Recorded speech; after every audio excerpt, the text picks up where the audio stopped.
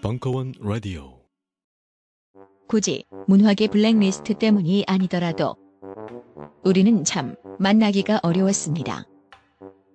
그래서 시네마달과 벙커원이 함께 시작합니다. 토요 독립영화관 시네마 벙커원. 매월 첫째 주, 셋째 주 토요일 오후 2시가 되면 벙커원이 독립영화관으로 변신합니다. 그동안 만나기 어려웠던 우리가 반갑게 만날 수 있는 또 하나의 광장이 되고자 합니다. 4월 1일 개관하는 시네마 벙커원의 첫 상영작은 세월호 참사 이후 3년의 시간을 돌아보고자 계획된 4.16 프로젝트 옴니버스 영화입니다. 자세한 사항은 지금 바로 벙커원 홈페이지에서 확인하세요.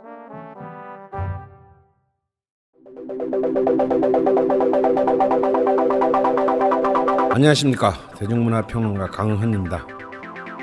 인간 정신의 온갖 나태함에도 불구하고 문화는 진보한다. 계몽주의 지식인 볼테르의 말입니다. IMF 이후 붕괴된 대한민국의 문화산업, 그리고 한류의 극적인 성장, 촛불 집회로 대변되는 문화 정치학, 그리고 되살아난 블랙리스트의 망령.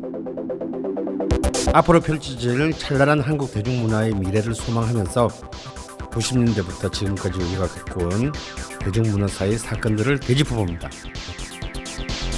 다이나믹 코리아의 종횡무진 대중문화사, 이식의 으름장과 독립의 몸부림 사이, 마지막 시즌4를 시작합니다. 강원의 대중문화사 시즌4 오빵 강남 스타일. 한국 대중문화 글로벌 스탠더드로 진입하다. 3월 27일부터 4월 24일까지 매주 월요일 저녁 7시 충정로 벙커원 3층 비밀 수련장.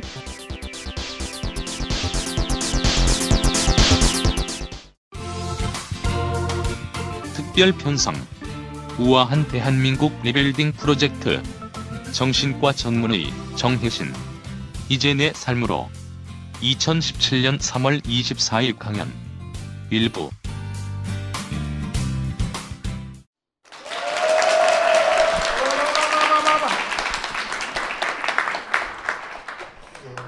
예, 이런 반응은 옳지 않고요. 예, 우리 그냥 서로 가까이 오시라고 한 거는 저는 이렇게 눈이 잘 보여야 얘기한다는 느낌이 들어서 가까이 오시면 같이 얘기하는 게 훨씬 더 오늘 부드럽지 않을까 싶어요.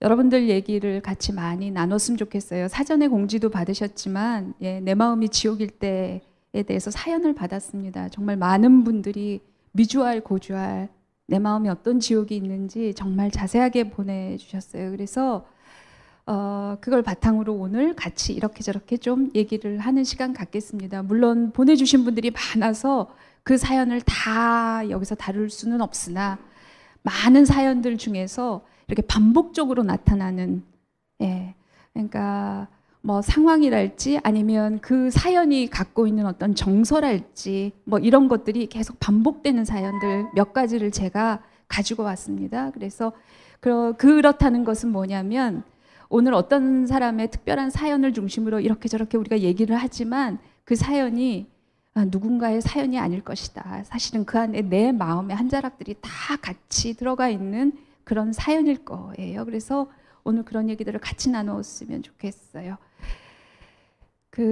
아까 소개를 하시다가 조금 같은 생각을 갖고 있는 사람, 가짜 뉴스도 있고 뭐 이런저런 태극기 집회도 있었고 그래서 같은 생각을 하는 사람끼리 같이 얘기를 나눠보고 싶고 얼굴도 보고 싶고 서로 확인하고 싶다. 이게 무척 중요하죠. 그런데 반절은 동의하고 또 반절은 동의하지 않는 것이 있어요. 그러니까 왜 그러냐면 사람이라는 것이 이렇게 간단치가 않아서. 이를테면요, 이제 저는 국가폭력 피해자들 치유와 관련해서 현장에서 한 10여 년 이상을 이렇게 많이 활동을 했는데 거기에 국가폭력 피해자들을 돕는데 해고 노동자들이나 아니면 고문을 당한 고문 피해자들을 돕는 뭐 이런 모임이나 지금 또 세월호 현장에 모이는 분들이나 어떤 참사가 있으면 시민운동을 하는 분들뿐만 아니라 그냥 자원봉사를 하기 위해서 정말 전국 각지에서 시민들이 모여요. 근데 이분들이 와서 이렇게 활동을 하다가 상처를 입고 떠나는 분들이 많아요. 예.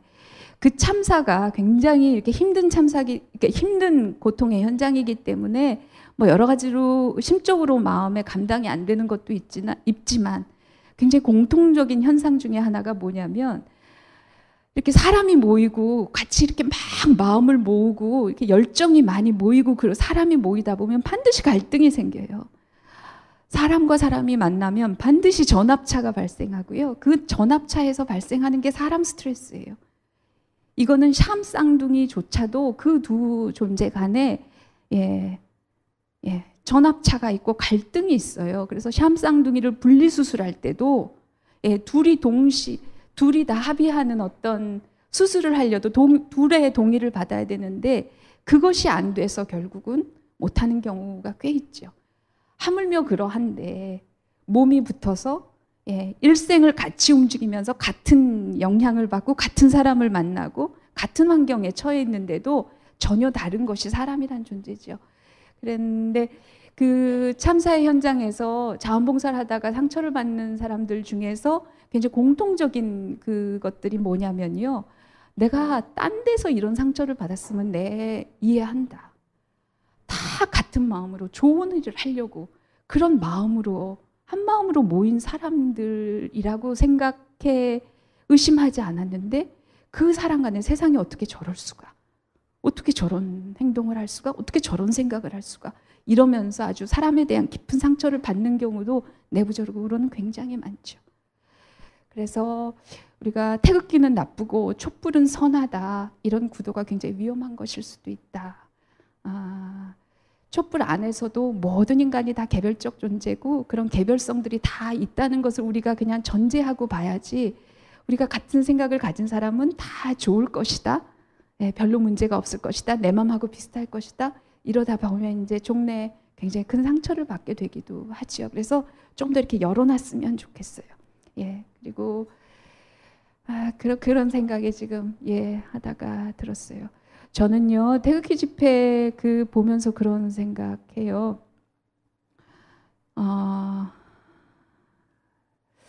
그분들이요, 예를 들어 예전에 그 태극기 집회 나오는 그런 분들을 이렇게 카메라가 쫓아 들어가서 이렇게 다큐를 꽤 깊이 이렇게 그분들의 일상을 비추는 다큐를 한 수년 전에 본 적이 있어요. 거기 보니까 그분들 이렇게 일상을 타러 들어가면 처음에는 막 굉장히 과격하고 공격적이고 자기 이제 정치적인 막 그런 구호들을 막 뭐 얘기를 할 때도 막 힘줘서 그런 얘기를 하죠. 근데 이제 같이 집에도 가고 막 그러는 거예요. 가서 이렇게 그분들의 일상을 보면요, 집에 가면 누구 하나 반기는 사람이 없는 거예요. 아들이 아버지를 존경해요. 며느리가 시아버지 밥 차려주는 것을 좋아해요. 그 시아버지를 존경하는 부분이 있어요. 그런 거 없어요. 손주들도 할아버지 막 약간 싫어하거나 짜증내거나 이래요. 아무도 반기는 사람이 없어요. 집에 가도. 그래서 이제 혼자서 빙빙 이러고서는 갈 데도 없어서 빙빙 이러는데 어떻게 하다가 어디를 갔더니 당신들은 애국자래요. 당신들의 힘으로 이 나라가 이렇게까지 왔대요.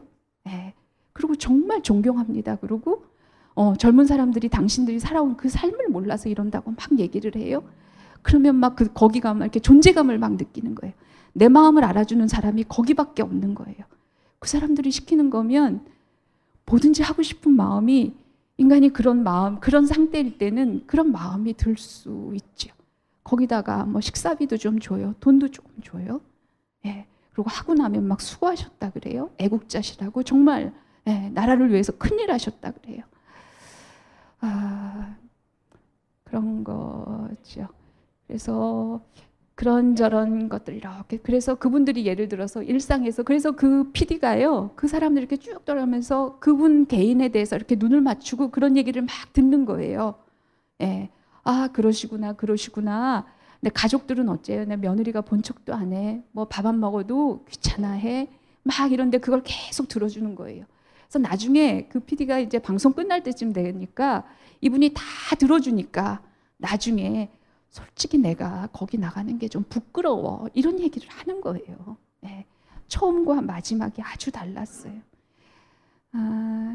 그래서 이게 우리가 이 사람들을 이념적으로 설득하려고 그러고 뭘 이렇게 막 규정하고 막 비토하고 이런 것보다 이 사람들이 왜 그럴까 우리가 조금 더 잘 알 수 있다면, 어떤 근원적인 접근을 한다면 그냥 조금 달리 문제를 해결할 수도 있겠다, 이런 생각도 드는 거예요. 그리고 어쨌든 우리도 또 그런 면에서 이렇게 우리 안에 여러 빛깔들을 이렇게 잘 얘기를 이렇게 뭐랄까 잘 이렇게 조명을 해보면서 성찰하는 것이 굉장히 중요하겠다고 생각이 들었어요.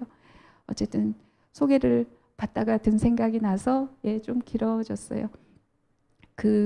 어쨌든 그나저나요. 저는 여기 오신 분들은 그동안 촛불 집회 거의 개근한 사람도 많겠다.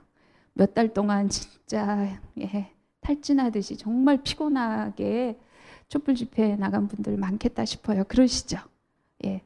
한 번 이상은 다 가신 거죠. 2번 이상 가셨죠. 4번 이상도 가신 분 많죠. 주말마다 정말 애를 많이 쓰셨을 것 같아요.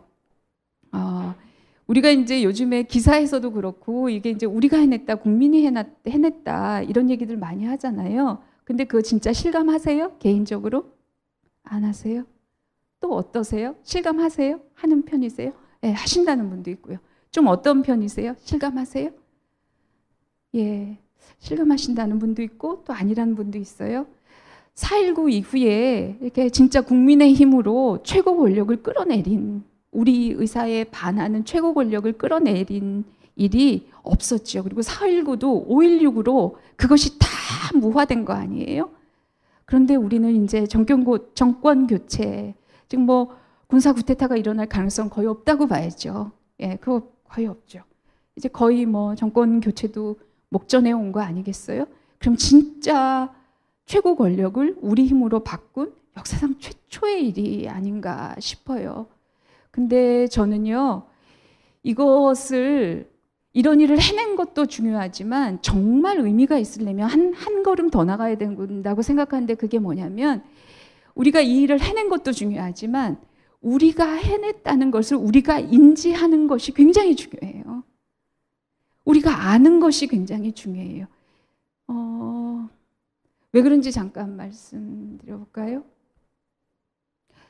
저는 그간에요, 기업의, 그러니까 뭐 대기업의 CEO들 아니면 뭐 그러니까 최고 의사 결정권자들, 그러니까 오너십을 가진 사람이든지 기업에서, 아니면 그러니까 CEO든 그 임원들 오랫동안 1대1로 상담을 많이 했어요. 그 중에는 재벌 오너들도 있어요. 그런데 여러분들 믿지 않으시겠지만 많은 사람들이요, 그 레벨, 우리 사회에서 가장 부와 명예를 이루거나 사회적으로 성공을 한 정점에 있는 사람들이 굉장히 많이 하는 얘기가 뭐냐면, 깊은 얘기를 하다 보면 많은 사람들이 동일한 얘기를 합니다. 제가 잘 모를까 봐, 선생님 사실은 제가요 돈이 별로 없어요. 그런 얘기를 굉장히 많이 해요. 이해하세요? 네. 그런 얘기를 굉장히 많이 해요.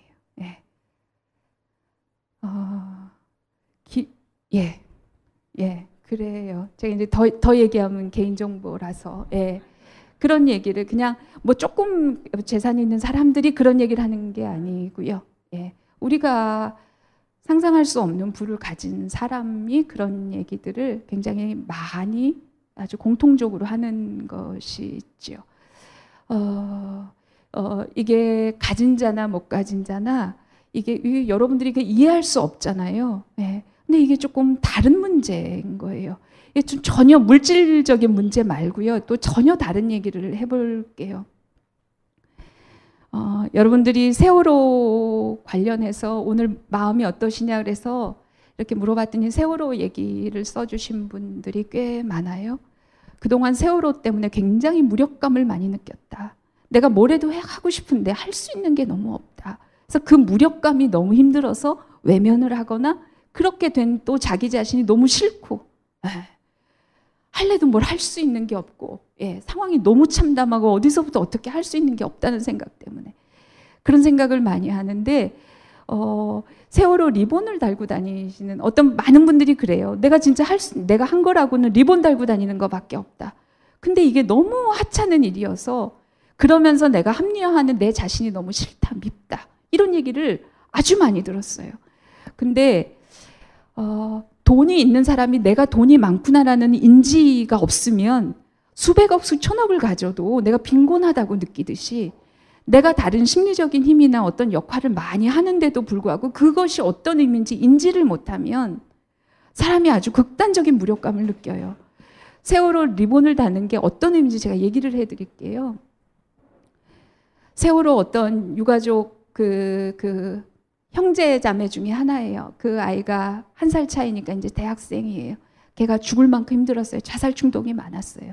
근데 걔가 어느 날 죽을 만큼 아주 힘든 상황이었는데 전철을 딱 탔대요. 어느 날 전철을 탔는데 여고생들이 3-4명이 쫙 들어오는데 가방에 세월호 리본이 툭 다 달린 거예요. 여러 개가 달렸대요.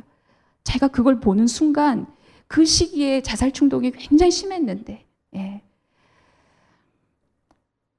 내가 좀 살아봐야 되겠다 이런 생각이 턱없이 들더라는 거예요. 그 여학생들은 그 순간에 자기가 누군가의 목숨을 구했다는 사실을 자각하지 못할 수 있어요. 나는 진짜 한 거라고는 뭐 가방에다가 생각 없이 그냥 달아놓고 다닌 거 그것밖에 한 게 없어요. 난 너무 부끄러워요. 이렇게 생각할 수 있지만 그게 아닌 거죠. 내가 한 행위가 사람한테 어떤 영향을 주는지를 이렇게 연결해서 인지를 하면 그 행동을 더 적극적으로 할 수 있고요. 더 지속적으로 할 수 있어요. 옆 사람한테도 권할 수도 있어요. 별거 아닌데 그런 거는 쉽게 할 수 있잖아요. 그러면 그 세월호 리본들이 내가 그냥 길을 갈 때나 전철을 탈 때나 내가 모르는 사이에 내가 누군가의 목숨을 구할 수 있는 거예요. 그게 그런 힘이 있어요. 그건 유가족들이 반복적으로 얘기를 하는 거예요. 어떤 엄마가 장을 보고선 이렇게 들어가는데 하굣길이었나 봐요. 어느 학교 앞에서, 고등학교 앞에서 애들이 막 쏟아지듯이 나오는 거예요. 그러니까 갑자기 이제 아이 생각이 나면서 맥이 풀리면서 막 몸이 이제 까부라지기 시작하고 막 그냥 막 아이가 보고 싶어지기 시작하고 이제 막 고문 같은 상황이 온 거예요. 그래서 막 무거워서 이렇게 가고 있는데 저쪽에 애들이 어떤 애가 오는데 어떤 여학생이 막 욕을 막 하면서 이제 친구들이랑 나오면서 막 쌍욕을 하면서 막 이렇게 한무대기가 온 거죠. 그래서 힘은 들어 죽겠는데 애들은 막 쌍욕을 하고 막 그래서 이제 너무 그게 그러고 있는데 걔가 가방에 이렇게 그 노란 리본을 달린 걸 본 거예요. 그 엄마가 뭐라고 표현을 하냐면 그 순간 그 애가 너무 이뻐 보이고 너무 고맙고 그 노란 리본이 방석만하게 크게 보인다는 거예요. 그 사람한테는 그게 그 순간에 하늘에서 내려오는 이렇게 생명을 구해주는 그 동아줄 같은 거예요. 그냥 조그만 비닐 리본이 아닌 거예요. 그것이 갖는 힘을 알면 우리가 내가 리본을 달고 다니는 것을 굉장히 적극적으로 할 것이고 그리고 그거 하면서 내가 무기력감을 느끼지 않을 것이고 나도 모르는 순간에 누군가가 지나치면서 볼 수도 있고 내가 전철에 있을 때 그 사람들의 친척이 탈 수도 있고 누가 탈 수도 있고 뭐 이런 것들을 인지하면 내가 안정감을 가지고 그 행위를 더 지속적으로 할 수 있는 거죠. 재벌인 사람이 내가 돈이 있다는 걸 자각 못하는 것과 내가 하는 행위의 어떤 그런 상관관계, 사람한테 주는 상관관계를 인지 못하는 것과 저는 다르지 않을 수 있다고 생각해요. 그래서 우리가 촛불 그 국면에서 사람들이 많은 분들이 그렇게 얘기했어요. 토요일마다 힘들어 죽겠고 지쳐 죽겠는데 나가는데 왜 나가냐면 내가 머릿수라도 하나 보태려고. 그러니까 내가 할 수 있는 건 그냥 머릿수 하나 보탤 것밖에 없다. 굉장히 이렇게 무기력한 느낌으로 하는 얘기잖아요. 내가 이거밖에 되게 가진 게 없다, 초라하다. 그거의 힘을 우리가 알아야 되는 거예요. 그 머릿수가요, 박근혜를 끌어내린 거죠. 이게 역사상 한 번도 있을 수 없는 일을 그 머릿수 하나하나가 모여서 그것을 한 거죠. 정치인들이 먼저 안 나섰잖아요. 국민들이 먼저 나오니까 그 다음에 정치권도 움직이기 시작하잖아요. 그게 머릿수의 힘이에요. 우리 존재 자체가 가진 힘인데 그것을 우리가 아는 것이 중요하다. 무기력하시지 않았으면 좋겠다. 무기력하지 않으셨으면 좋겠다. 그런데 사실은요, 이렇게 무기력하다, 내가 할 수 있는 게 아무것도 없다라고 말하시는 분들의 힘으로 사실은 어마어마한 힘을 낸 거죠. 세월호 그 현장에서 우리 지금 안산에 치유공간 이웃이라고 있는데요. 유가족들을 돕는 치유공간인데 거기 오시는 자원봉사 다 엄마들이세요. 거의 대부분. 근데 그분들이 한 지금 5, 60명 아직도 있는데 그분들이 우리 다 어제 세월호 올라온 날 치유공간 이웃에서 우리 다 모였었는데 정말 펑펑 울었죠.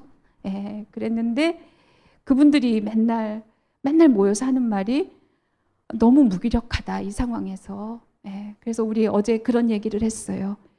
이 무기력하다는 이 사람들의 힘으로 우리들의 그 와이어 세월호 끌어올리는 60몇 개 그 쇠 밧줄이 있었다고 하는데 이 무기력한 사람들의 힘을 모아서 한 와이어 한 개쯤 힘은 우리가 그거는 이렇게 이런 연대의 힘으로 그 쇠밧줄 하나 정도의 힘은 보탠 거 아니냐? 박근혜가 이 참사에 대해서 무기력하지 않거든요. 자기는 할 일을 다 했다 그러거든요. 그럼 그 사람이 한 것은 하나도 없는데 하나도 한 것이 없는 사람들이 무기력감을 느끼지 않아요. 근데 무기력해서 못 살겠어요, 못 있겠어요 하면서 막 거리에 나가서 서명하고 피켓팅하고 노란 리본 메고 그거 만드느라고 무기력해서 내가 이거밖에 할 게 없어요. 촛불밖에 들 게 없어요. 무기력해요 하는 사람들의 힘으로 사실은 이 모든 것을 한 거죠. 그래서 우리는 거대한 무기력의 연대고 그 무력감이 힘의 원천이었다. 무력감 이거 만만하게 보시면 안 됩니다. 이 무력감을 느끼는 근원은 우리가 이 참사나 이 고통이나 이런 불이나 이런 것에 감정이입을 깊이 하는 사람들이 느끼는 감정이에요. 공감력이 있는 사람들이 느끼는 감정이에요. 공감력이 있는 사람들만 느낄 수 있는 감정이 무력감이고 그래서 그 무력감이라는 것의 힘이 결과적으로는 어마어마하다는 거죠. 여러분들 많이 무력하셨을 거고 내가 한 게 그거밖에 없었다라고 하실 수 있는데 그 힘이 결국은 박근혜도 끌어내리고 새로운 세상을 여는 어떤 단초가 됐다. 우리 마음껏 무력하고 어떤 상황이나 고통에서 마음껏 공감하고 마음껏 공감하다 보면 마음껏 무력해지고 거기서 모든 힘이 나온다. 그런 얘기를 꼭 같이 좀 하고 싶어요. 이제 내 삶으로 이런 제목을 했어요. 그래서 오늘 여러분들 얘기를 같이 좀 나눠볼게요. 우리가 지구가요 공전도 하고 동시에 자전도 하잖아요. 지구가 공전을 하느라고 바빠가지고 자전을 게을리하지 않고요. 자전하느라고 정신이 없어서 공전하는 것을 까먹지 않거든요. 둘 중에 하나라도 뭐가 조금이라도 안 돌아가면요 모든 질서가 다 무너질 거 아니겠어요? 우리가 혹시는 지난 겨울부터 이 봄까지 공전하느라고 너무 바빠서 자전을 멈췄을 수 있습니다. 그러다 보면 우리가 개인적인 삶에서 치러야 되는 대가가 애누리 없이 또 돌아옵니다. 그래서 아직 할 것이 남아 있으나 일정 부분은 혹시 그동안 자전하는 거 조금 좀 잊으셨다면 그것에 다시 좀 마음을 썼으면 좋겠다. 이런 마음으로 이제 다시 내 삶으로 이제 공익근무 조금 덜 하시고 뭐 나라에서 녹을 받는 것도 아닌데 우리가 계속 공익근무만 하다가 개인적인 삶이 아주 절단이 나게 생겼어요. 그러니까 이제 조금 개인적으로 한번 돌아왔으면 좋겠어요. 그 사연을 보내주신 것들 중에서 몇 가지 사연을 좀 가져와 봤는데요. 어떤 방식으로 하냐면요. 제가 어떤 사연이다라는 것을 잠깐 드릴게요. 그런데 제가 말씀드리는 사연에 개인적으로 감정이입을 잘 하실 수 있으면 본인은 제가 이 사연 어떤 사연이다라고 읽어드리면 딱 이 사연을 쓰신 본인은 저거 내가 낸 사연이다 아실 거 아니에요. 그렇죠? 그분만 빼고 그분은 제외하고 다른 분 중에서 이 사연에 감정이입이 된다. 내가 그런 경험을 아니면 간접적으로 옆에서든 어쨌든 내가 이렇게 보든 경험하든 뭐 체험하든 그래서 감정이입을 할 수 있다라고 하시는 분이 이 앞에 나오셔서 잠깐 한 15분 정도만 이 사람이 좀 되어주셨으면 좋겠어요.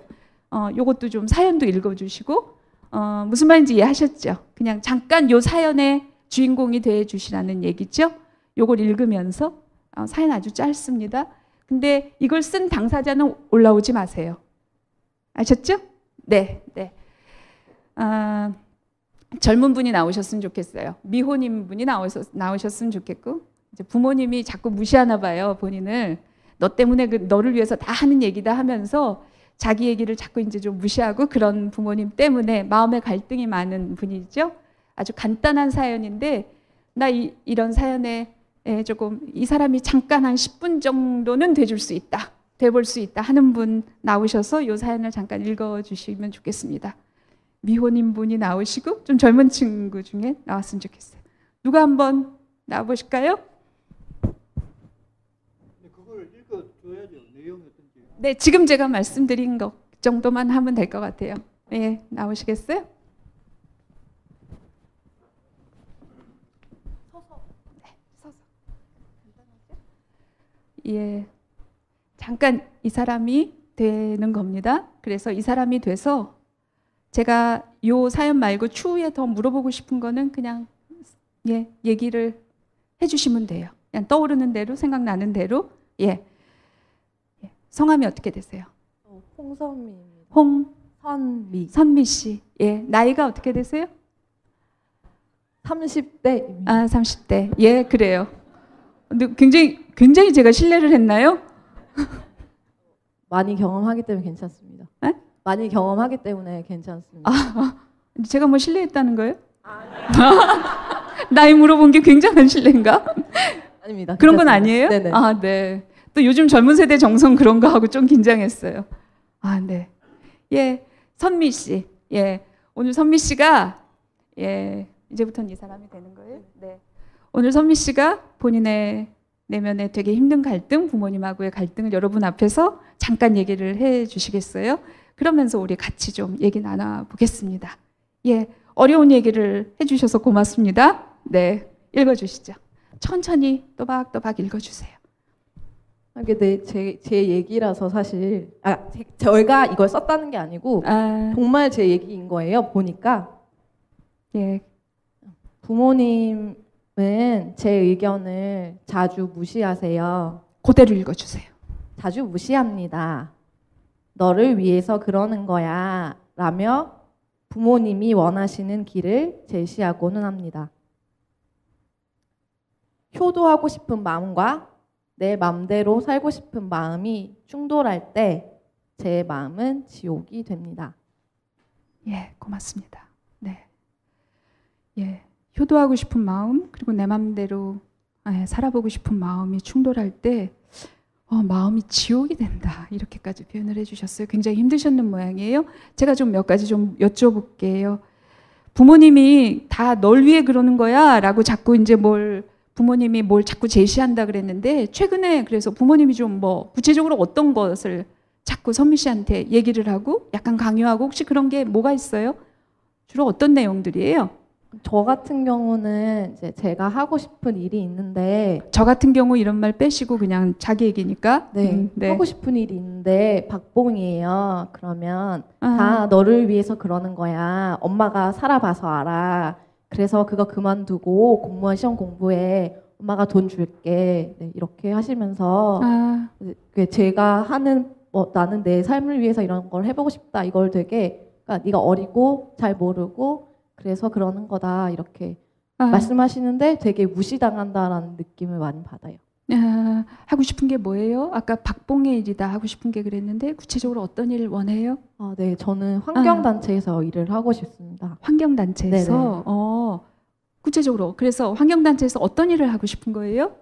저는 이렇게 사람들을 좀 만나면서 차분히 좀 오랜 시간, 긴 시간을 들여서 왜 우리가 지구를 좀 걱정하거나 생각해야 되는지 그런 공감을 많이 하고 싶어요. 언제부터 그런 생각했어요?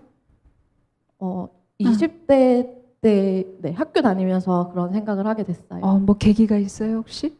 네, 저는 그냥 그러니까 약간 좀 평범하게 그 공기업 같은 데 들어가서 돈 많이 벌고 싶고 그래가지고 대학교를 왔는데요.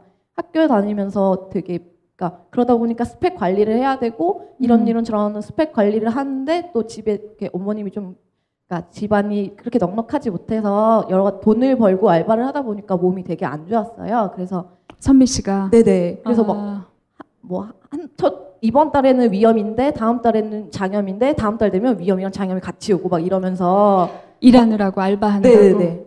복수 전공도 하고 전공도 하고 그러다 보니까 그래서 몸이 되게 안 좋아져서 이제 그 몸에 대한 좀 관심을 갖게 시작했고 그러면서 이제 환경 자연 이런 거에 대해서 네, 관심을 갖게 됐고 그러다 보니까 환경 단체에 네, 좀 이렇게 자연스럽게 관심을 갖게 된 것 같습니다. 아, 그랬군요. 그냥 아주 짧게 그 몸과 그때 선미 씨가 아팠던 몸의 상태와 환경하고 어떤 상관관계가 있다고 그때 느꼈던 거예요?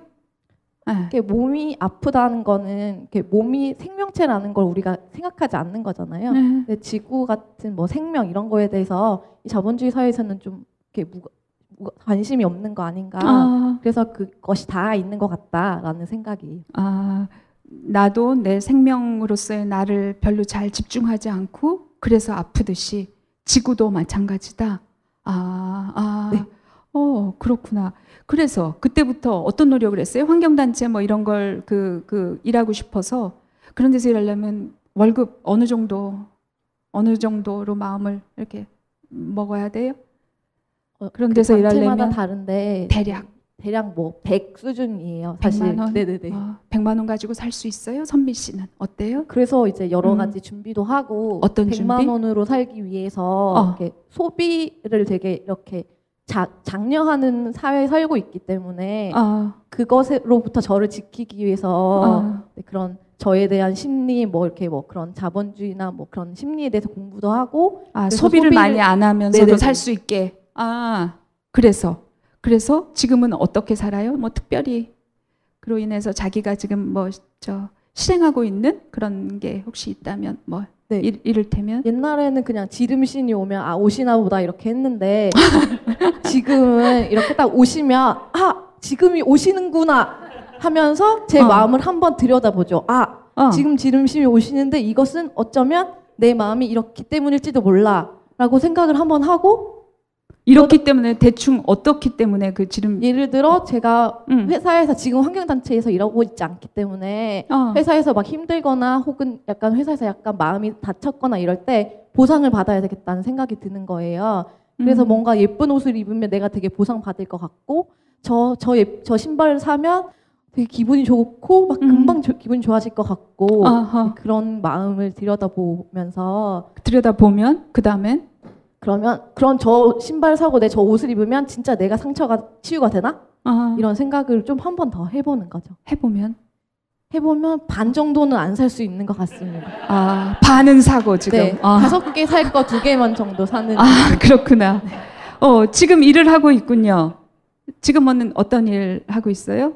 지금은 그냥 작은 회사에서 일을 하고 있어요. 그러면 이게 약간 환경단체에서 일하기 위한 뭐 어떤 준비 단계예요? 네네네, 그렇습니다. 어떤 준비 단계? 뭐 돈을 모으기 위해서 뭐 아니면 어떤? 사실은 학자금을 대출을 받았기 때문에 네, 갚아야 하므로 네, 갚으려면 조금 벌려고 하고 있습니다. 얼마나 갚았어요?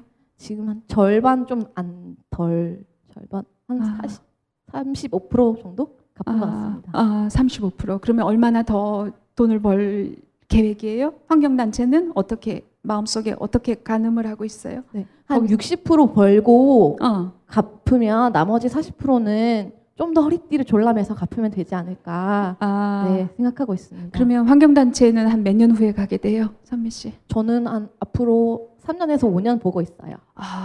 그래요. 이런 얘기를 엄마 앞에서 쭉 해본 적 있어요? 약간 비슷하게 한 적이 있는데 한 번 어머니가 골아 떨어지셨고요. 그러니까 들으시다가 골아 떨어지셨고 한 번은 그래 알겠는데 뭐 이렇게 골아 떨어졌을 때 그때 선미 씨 마음이 어땠어? 그때가 몇 살 때예요? 한 2년 전인 것 같은데요. 네. 그때 엄마 골아 떨어졌을 때 선미 씨 마음은 사실은 이제 친구들에게서 이런 얘기를 굉장히 많이 들었기 때문에 무슨 얘기를 들었나요? 그러니까 부모님과의 갈등 상황이 있고 그러므로 굉장히 힘들고 그럴 때 뭐 마음이 어떻고 이런 것들을 많이 들었기 때문에 이게 처음 그런 충격이 아니었던 거예요. 어머니가 골아 떨어지셨을 때 첫 번째 충격은 아니었기 때문에 간접 경험이 있었기 때문에 충격을 받긴 했지만 어떤 충격이었어요? 듣긴 했어도 아니 내가 이렇게 내 인생에서 제일 중요한 얘기를 하고 있는데 잠을 잘 수가 있구나. 언제부터 안 들었을까 그러면. 언제부터 안 들은 것 같아요? 엄마가 와 어쩌면 계속 안 들었을까? 계속 딴 생각하고 있었을까? 그냥 눈 뜨고 있었지만 다른 생각하고 있었을까? 내가 물어보면 엄마가 딴 생각하고 있었을까? 내가 지금 물어보는 거예요. 엄마가 처음부터 딴 생각하고 있었을까? 그럴 수도 있겠다. 그럴 수도 있어요? 그럴 수 있겠다는 생각이 들면 지금 마음이 어때요? 무너지는 것 같습니다. 왜 갑자기 단아까 화법을 써요? 갑자기? 감정을 좀 울 것 같아서. 지금 마음이 어떤데 그렇게 이상한 말투를 안 쓰면 지금 선미 씨가 어떻게 될 것 같은데? 무너질 것 같다. 그게 어떤 마음인가요? 눈물이 날 것 같아. 눈물이 나고 또 어떨 것 같아. 선미 씨 마음이. 그냥 기대를 하지 말아야지. 그건 생각이고 마음이 어떨 것 같으냐. 아파요. 마음이 아파요. 왜 웃어요? 안 울려고. 한번 웃어봤습니다. 좀 들어간 것 같아요, 눈물이. 울면 어떤데? 울면 어떨 것 같은데? 울면 콧물이 나고. 그래. 눈물 콧물 다 나오면 어떨 것 같은데? 울고 나면 사실은 좀 좋죠. 그렇게 남같이 얘기하지 말고 울고 나면 좋은데 네. 여러분들이 계시니까 울지 않기 위해서 노력을 하는 거죠. 그래요. 아까 무너질 것 같다 그랬는데 그거는 뭐 좀 어떤 마음일까? 그러니까 어쩌면 되게 이상적인 것일 수도 있고 로망일 수도 있는데 저만 그런 것일 수도 있는데 전 부모님이 좀 이렇게 뒤에서 막 돈을 주고 이랬던 거 말고 그래 너가 그렇게 힘들어도 엄마는 너 뒤에서 이렇게 최전방 이렇게 진짜 마지노선 같은 그렇게 있을게 이런 좀 그런 걸 받고 싶은데 그런데? 어머니가 이해를 못 하시니까 그냥 나는 없구나. 내 뒤에 아무것도 없구나. 뭐 아무것도 없구나. 그러니까 이제 마음이 차르륵 무너지는 것 같은 느낌? 그렇구나. 예. 그래요. 예. 들으시면서 눈물을 글썽하시는 분들이 지금 너무 많아요. 제가 어떤 마음이 들어서 그러시는지 잠깐 여쭤볼게요. 잠깐 드려도 될까요? 지금 왜 눈물이 글썽하셨는지 제가 좀 여쭤봐도 될까요? 지금 어떤 얘기에 이렇게 눈물이 나셨어요? 저 요즘 갱년기라 눈물이 좀 많아요. 그렇게 방어적으로 말씀하지 마시고. 예, 갱년기라 그렇고. 그 접수했어요. 아니, 저분이 아팠다니까 같이 저분이 아팠다니까 그 상황이 아팠다는 마음을 듣고선 어떠셨는데요, 마음이? 저도 아팠던 것 같아요. 왜 아프세요? 뭐가 그렇게 아프세요? 아니 그냥 제가 아들한테도 뭐 그러지 않았을까. 아들이 몇 살이에요? 중3? 아들한테 어떻게 한 게 지금 갑자기 떠오르신 거예요? 그냥 뭐 놀고 싶을 때 너는 왜 이 상황에서 놀고 싶냐? 그따위로 살고 싶냐? 그런 눈빛을 이제 보냈을 때, 그랬을 때, 똑같은 상처를 받지 않았나 뭐. 그래서 아들 얼굴이 떠오르셔서, 그것과 갱년기래서. 네, 고맙습니다. 네, 눈물 흘리신 분이 또 있어서 왜 눈물이 나셨어요? 제가 좀 드려도 될까요? 네. 왜 눈물이 나세요? 그냥 감정이입이 자, 여기 좀 바짝 대고 얘기해줘. 감정이입이 됐던 것 같아요. 어떤 얘기에 제일 개인적으로 감정이입이 되셨어요? 그때 마음이 아팠을 것 같은 마음. 어떤 네. 얘기가 제일 아프게 들리셨어요? 개인적으로. 모르겠. 그냥 엄마 얘기. 엄마? 엄마의 어떤 얘기? 그냥 엄마란 단어 얘기였던 것 같아요. 네? 네, 괜찮아요. 천천히 얘기하셔도 돼요. 기다릴게요. 네. 아니 그냥 엄마라는 단어. 엄마라는 그 단어. 단어? 네. 아, 예. 어떤, 네, 뭐가 떠오르셔서 그런 것 같은데, 네. 예. 저도 잘 모르게 원래 제 감정을 잘 본인의 감정을 잘 못 읽는 편이라고 할까? 약간 그런데 아, 선생님이 예, 남의 감정을 잘 못 읽는 것 같아요. 아니 제 감정을. 아, 자기 감정. 예, 다른 사람의 마음이나 이런 거는 좀 이해를 잘 하는 편인데 제 감정을 얘기하는 걸 원래 잘 못하는 것 같거든요. 근데 남은 잘 감정 근데 내 마음은 표현을 잘 못하는 편인 것 같은데 네. 아니 엄마가 돌아가셨거든요. 그래가지고 어머니가 네. 그런데요. 근데 이제 얘기 속에 엄마가 나오고 그러다 보니까 좀 잘 모르겠어요. 눈물이 난 것 같아요. 엄마 생각이 나셨어요? 네. 엄마가 선미 씨 엄마랑 비슷하셨어요?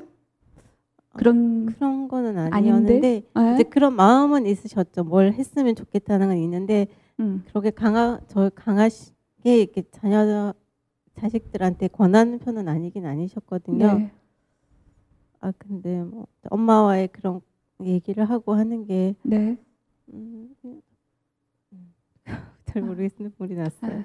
그래요. 본인 엄마 생각도 나시고 어떤 연결이 있는지는 모르겠으나 나는 남한테는 감정 공감 잘하고 남의 마음은 잘 알아차린데 내 마음은 정작 못 알아차린다. 굉장히 의미 있는 얘기인데 내 마음의 감정 표현을 좀 잘 못하는 것 같아요. 선미 씨 얘기를 들으면서는 어떤 느낌이 드신 거예요? 이 사람은 지금 자기 감정과 관련해서 어떤 것 같아요? 표현을 참 잘한다고 생각은 했어요. 네. 어떤 점이 그렇게 느껴지셨어요? 그러니까 자기가 느끼고 생각하는 그런 거를 이렇게 표현을 참 잘하고 굉장히 분명하게 얘기를 하고 감정 표현도 굉장히 정확하고 그렇죠. 그걸 보면서 나는 저렇게 내 감정을 잘 모르는데 이런 생각을 하셨구나. 잠깐 그런 생각을 했어요. 그러셨구나. 그래서 눈물이 나셨어요? 눈물이 난 건 그것 때문은 아닌 것 같고 그때 아픔, 그러니까 본인이 눈물을 참고 그러는 게 저분이 참아서 그런지 내가 오히려 나았던 것 같아요. 그랬구나. 대신 눈물을 흘려주셨네요. 고맙습니다. 예, 그러셨군요. 네, 잠깐만요. 네, 지금 얘기를 들으면서는 무슨 생각을 하고 있었어요? 저는 사실 여기 혼자 왔어요. 오늘 혼자 왔는데 그래서 조금 약간 쫄리는 게 있었거든요. 뭐가? 그러니까 약간 이제 이렇게 뭐랄까 대인 기피 같은 건가? 그러니까 사람들이 많은 데 가면 왠지 뭔가 불편한 그런 느낌이 있거든요. 그래서 그냥 혼자 와가지고 그냥 아예 좀 불편하네? 이러고 있는데 보지도 못한 사람이 저의 마음을 막 공감하면서 막 울고 막 이러는 게 너무 신기하다. 지금. 네. 진짜 신기하다. 신기하고 또 어때요? 신기하다. 그 다음 감정은? 사람 놀랍다. 이게 사람인가? 뭐 이런 생각도. 그게 이전에는 사람을 어떻게 느꼈는데 지금 그러니까 사람인가 이 말은 뭐냐면 처음에 이렇게 와가지고 막 사람들 막 차여지고 저는 혼자 있고 말할 사람도 없고 막 이러니까 불편했는데 갑자기 저분이 사람처럼 느껴지는 거죠. 그러니까 저처럼 아니 그냥 이 사람 딱 보면 이 사람 같지 않잖아요. 처음에는 딱 봤을 때는 그래요? 네. 어쨌든 알 수가 그럴 없죠. 수도 있지. 저분이 막 예를 들어 저는 그런 경우도 당했거든요. 막 이렇게 지하철에서 너무 얘기 길어지는데 어떤 이제 약간 노년에 약간 나이 있으신 어르신께서 막 네가 그렇게 입고 다니니까 성폭 당하는 거야 뭐 이런 얘기 막 선비 씨가 네네네 그런 적이 있기 때문에 사람들 딱 보면 일단 저 사람이 날 혹시 공격하진 않을까 막 이런 생각도 들고 뭔가 이렇게 사람이라기보다는 그냥 남 뭐 이렇게 보죠. 근데 이렇게 하시는 순간 되게 나처럼 누구한테 이런 얘기 들으면 아프고 저분도 엄마가 계시고 어머니만 생각하면 저렇게 눈물이 나고 이런 나랑 똑같은 사람이구나 그런 느낌이 들었어요. 그런 생각이 드니까 지금 혹시 마음이 어때요? 좀 약간 감사하고 그러니까 손잡고 싶고. 네. 그랬어요? 네네. 그래요. 고맙습니다. 울어주셔서. 이런 마음이 들었다네요. 예. 아까 하나만 더 물어보고 싶은데 아까 효도하고 싶은 마음도 있고 그리고 또 내 마음대로 살고 싶은 마음도 있고 이게 한 몇 대 몇쯤 돼요? 지금 선미 씨는? 엄마랑 이렇게 막 이럴 때 효도하고 싶은 마음대 내 멋대로 살고 환경단체 꼭 가고 이러시고 몇 대 몇? 그러니까 저는 어머니가 지역에 계시기 때문에 안 봐요. 안 보니까 안 보면 이제 한 7대 3 정도 되는 것 같아요. 내 멋대로 하고 싶은 게 7. 네네네. 엄마 효도하고 싶은 마음 3. 근데 어머니가 막 편찮으시고 위원회 뭐 어떻게 병원 갔는데 뭐라 하고 막 이렇게 하시고 연락하고 또 명절에 가서 보거나 뭐 주말에 뭐 가서 보고 이러면 마음이 되게 막 7이 갑자기 이렇게 막 6, 5, 4 막 이렇게 되면서 그건 왜 그래요? 그런 엄마를 보면 왜 어떤 마음이 드는 건데 어떤 생각들이 들어서 그걸 후퇴하는 건데 이제는 막 되게 그냥 가만히 있어도 주름이 막 보이고 머리가 까만 거보다 하얀 게 더 많고 그렇기 때문에 내가 뭐 그렇게 뭐 지구를 구하겠다고 엄마를 저렇게 괴롭히나. 엄마를 괴롭히는 거예요? 그렇지 않을 수 있지만 어머니가 괴로워하시니까 그래서 그냥 그래 내가 참 나쁜 딸이지 이런 생각도 들고 그러다가 또 이제 서울 와가지고 한참 시간이 지나면 다시 5, 6 이렇게 7 이렇게 되고 근데 그런 계속 그런 갈등이랄까 그런 것들의 반복인 것 같아요. 그럼 엄마 있는 그 집과 지금 서울 있는 곳과 딱 중간에 지금 만약에 서 있다면 중간에 딱 서 있다면 지금 마음은 한 몇 대 몇이에요? 중간에 딱 있어요. 중간에 있으면 왠지 5대 5 5대 5만 빼고 5대 5만 빼고 저는 7대 3이요. 자기 마음대로 하고 싶은 마음. 근데 그 마음이 아까 나쁜 거예요? 나쁜 거예요? 마음이 아파요. 그게. 그러니까 제가 2번 살 수 있으면 한 번은 엄마 좋게 살아주고 한 번은 저 좋게 살고 하겠는데 한 번밖에 못 살아서 꼭 선택을 해야 된다라는 거가 너무 마음이 아파요. 엄마 삶은 엄마 삶은 2번이라면 어떻게 살까? 엄마 삶은 만약에 2번이라면 엄마 입장에서는 공무원 돼주는 거죠. 아니 엄마는 삶이 2번이라면 엄마는 생각해 본 적이 없네요. 지금 한번 생각해 봐. 엄마도 삶이 2개라면 결혼을 안 하시거나 결혼을 하시거나 저를 낳았거나 안 낳았거나 것 같아요. 엄마의 삶은 지금 뭐예요? 엄마 삶 하나밖에 없으니까 엄마의 삶은 지금 뭔 거예요? 엄마의 삶을 얘기를 하자면 어떤 삶인 거예요? 엄마의 삶은 선미 씨가 전부예요? 엄마한테? 아니요. 엄마는 그러면 엄마의 삶은 뭐예요? 하나가. 엄마 좋은 친구 만나고 그리고 엄마 친구 만나고 또 엄마의 삶은 가끔 여행도 가시고 근데 더 자주 가는 엄마 친구를 부러워하시고 그런 부러움도 가지시고 또 어떻게 엄마의 삶은 뭐예요 지금? 엄마의 삶을 구성하는 건?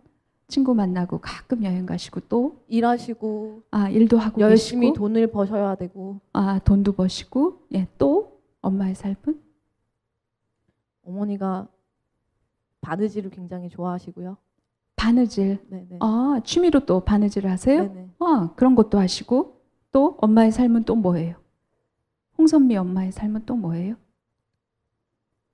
저희 엄마 기도하고 그래서 제가 어떻게 서울에서 잘못되나 걱정도 하시고. 엄마의 삶이 여러 가지가 있는데 그 중에 딸에 대한 그 지금 너 그런 쓸데없는 짓 하지 말고 엄마가 시킨 대로 해라. 그거는 엄마 삶 전체에서 한 어느 정도 비중? 엄마 입장에서 보면 엄마 삶에. 근데 저는 엄마의 삶에서 저는 5 이상일 거라는 생각이 드는 것이 지금 한국 사회에서 이렇게 엄청 열심히 사셨던 저희 엄마 같은 분들한테 노후를 보장을 안 해주고 있잖아요. 잠깐만. 그런 뭐 한국 사회 얘기하지 말고. 그래서 어머니는 굉장히 불안해 하신다고 봐요. 그래서 조금, 내가 돈을 벌어야서 조금은 내 딸이 나의 노후를 책임은 아니더라도 약간은 좀 이렇게 그 불안과 이런 걸 가지고 가줬으면. 형제가 있어요? 네네. 몇 명? 저까지 3명이에요. 근데 n분의 1, 3분의 1이야 거기에서? 엄마가 말하자면 노후가 불안하실 수 있죠. 그러니까 그러면 모두 다 어머니가 예상하셨던 꿈꾸셨던 직장을 가지고 있지 않기 때문에 불안하시. 위에는 누구? 언니예요? 뭐 오빠, 제일 장녀. 밑으로는 2명. 2명. 그러면 다 똑같은 엄마로부터의 그런 부담을 셋이 다 나눠 가지고 있어요 지금? 저는 여동생이랑은 소통을 잘 하는데 남동생이랑은 소통을 잘 못해서 아무래도 남성 사람이라서 그런 것 같기도 하고. 그래서 동생이랑은 그런 얘기를 하지만 남동생하고는 전혀 하지 않고 있어요. 그래요. 그렇구나. 예, 알겠어요. 혹시 우리 그 선미 씨 얘기하는 거 들으면서 그냥 개인적인 느낌 조금 뭐 얘기해 주실 분 있으시면요. 너 이렇게 하는 게 좋겠다. 뭐 그런 충고나 조언은 필요치 않습니다. 예. 충고나 조언을 몰라서 그러는 것은 아니니까요. 예, 그냥 개인적으로 들으시면서 떠올랐던 느낌 아니면 뭐 떠올랐던 자기 생각 뭐 어떤 거라도 좋습니다. 혹시 마이크를 좀 드릴게요. 예. 네, 안녕하세요. 예. 얘기를 들으면서 네. 저도 어머니 생각을 많이 했는데 그냥 한 가지 제 생활에서 사례를 하나 떠올랐던 사례를 하나 들자면은 네.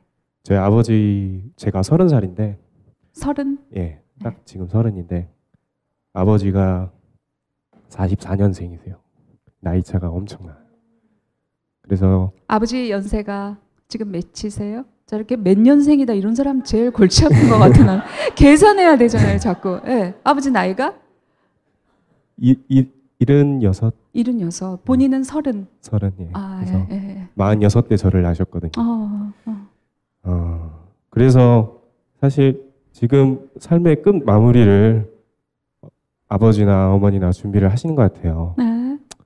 그래서 1년 전인가 그 안방에 들어가니까 없던 사진이 있더라고요. 영정사진. 네, 영정사진을 예. 저도 모르게 찍어가지고 그런데 어머니 얘기를 하니까 네. 아버지는 이제 양복도 입으시고 나름의 꾸며가지고 사진을 찍으셨어요. 해상도도 좋고. 근데 어머니 사진이 저희 어머니가 아끼는 거 되게 좋아하시고 진짜 한 푼이라도 더 아껴가지고 자식들 물려주려고 하는 그런 마음 때문에 지금도 물건을 버리지 못하세요. 이사 올 때도 바리바리 싸우시고 뭐든 아껴야 된다 그러시는 마음을 항상 갖고 계셔서 영정사진을 봤는데 아버지랑 다른 거예요. 엄마랑. 네.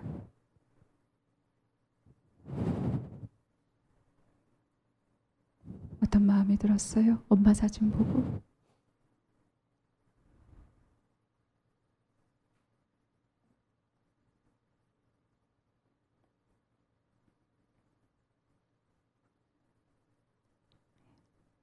네.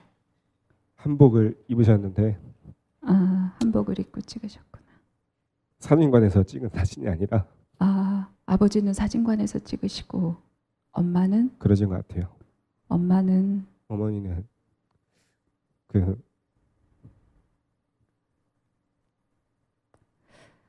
어디서 찍으셨을까?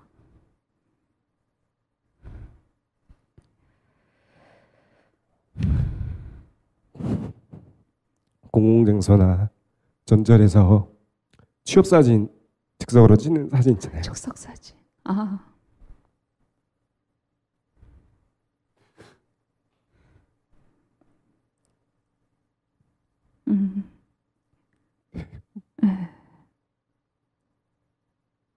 그런 사진을 보니까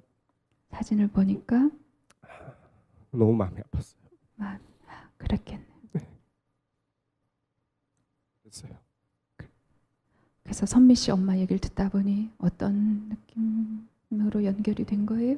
왜 그렇게 이지선다로 선택을 해야 되는 삶이 개개인마다 주어져야 되는지 되게 부당하다라고 느껴지고. 엄마가 왜 그렇게밖에 생각 못 하시나? 이런 생각? 아니요. 그러면?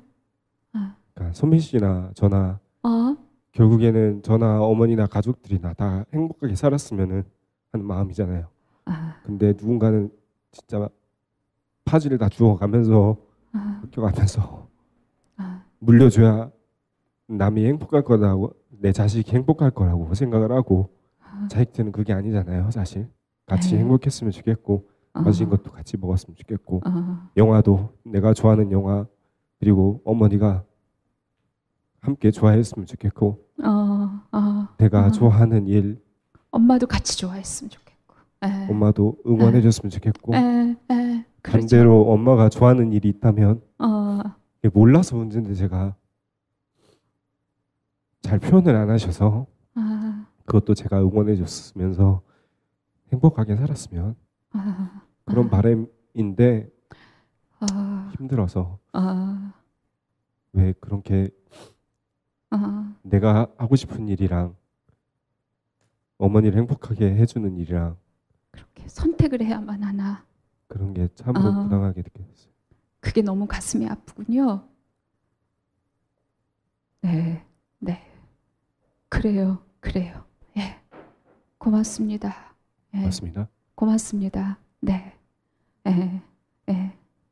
오늘 어쨌든 혼자 왔는데 내가 굉장히 서먹서먹했다, 낯설었다, 그리고 혼자 왔다 그렇게 얘기를 하나? 지금 사실 이런 사연이 있는데 누가 좀 대신해달라 했는데 지금 앉은 것도 제일 앞에 앉았고요.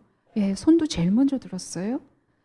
예, 나는 그게 굉장히 인상적이었고 아까 여러분들이 얘기하셨지만 자기 생각, 감정 이런 것들이 굉장히 뚜렷하고 분명하고 그런 느낌도 받았고 어쨌든 그랬어요. 많은 분들이 지금 막 굉장히 열심히 들어주셨어요. 오늘 이제 자기로 빠져나와서 오늘 잠깐 우리 같이 앞에 나와서 얘기했는데 오늘 어땠어요? 마이크 좀 주세요. 마이크 앞으로 주세요. 처음에는 딱 왔을 때는 아무도 보이진 않지만 뭔가 레이저 같은 게 나와가지고 몸이 되게 이렇게 딱 굳고 막 그랬거든요. 근데 지금 이렇게 와서 어떤 저 같은 선생님의 이야기를 제가 대신하고 이런 과정에서 지금 되게 편해졌어요. 몸이 되게 말랑말랑하고 부들부들하고 그래서 이렇게 이런 되게 소중한 경험을 이렇게 함께 해주신 이 시간에 같이 해주신 선생님들께 굉장히 감사한 것 같고요. 되게 놀라운 경험인 것 같습니다. 말도 잘하네. 고마워요. 진짜. 고맙습니다. 고맙습니다. 선생님들한테 고맙다 이렇게 얘기를 하시죠. 그 보내주신 눈초리, 그 이렇게 얼굴 근육의 떨림 이것이 이분한테 와 닿은 것 같아요. 우리가 같이 얘기한 것 같아요. 고맙습니다. 안녕하세요. 용산에서 가장 믿음 가는 조립 PC 전문 업체 컴스테이션의 이경식입니다. 당장이라도 사용하고 있는 컴퓨터를 들어다 던지고 싶을 때 그럴 때를 대비해 저희 컴스테이션이 용산 선인상가 21동 1층 130호에서 기다리고 있습니다. IT 강국에 걸맞게 믿을만한 조립 PC 컴스테이션이 신뢰를 바탕으로 그 기회를 제공해드리겠습니다. 궁금하신 점은 문의 주십시오. 011-892-5568번입니다. 우주 최강의 만족스러운 서비스를 제공해드리는 저희 컴스테이션이 늘 기다리고 있겠습니다. 딴지스에게 F1 같은 존재 컴스테이션은 조용한 형제들과 함께합니다.